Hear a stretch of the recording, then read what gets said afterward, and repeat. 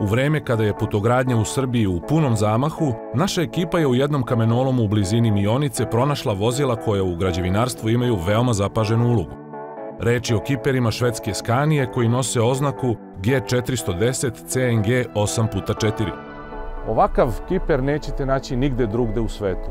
Zapravo reč je o prvom takvom kamionu koji je napustio Scaniine pogone. Zbog čega je specifičan?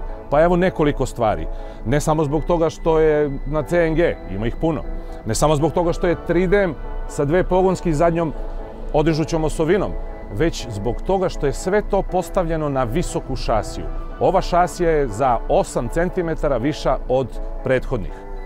Zbog svega toga ispunjeni su i svi zakonski uslovi i unapređene su vozne karakteristike čak i na najtežim terenima.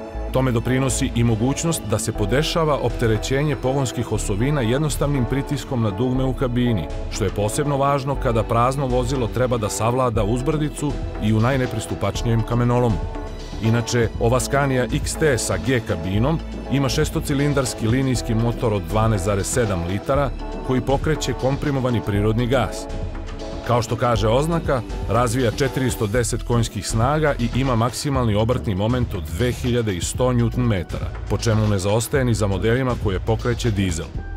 Uparen je sa posljednjom generacijom 12-stepenog OptiCruise menjača koji nudi i dva sporohodna stepena kao i dve brzine za vožnju unazad. Svu tu snagu, ali i ukupnu masu koja neretko prelazi 40 tona, treba nekako obuzdati. Za to je zadužen retarder snage čitavih 500 kW i obrtnog momenta od čak 4100 Nm.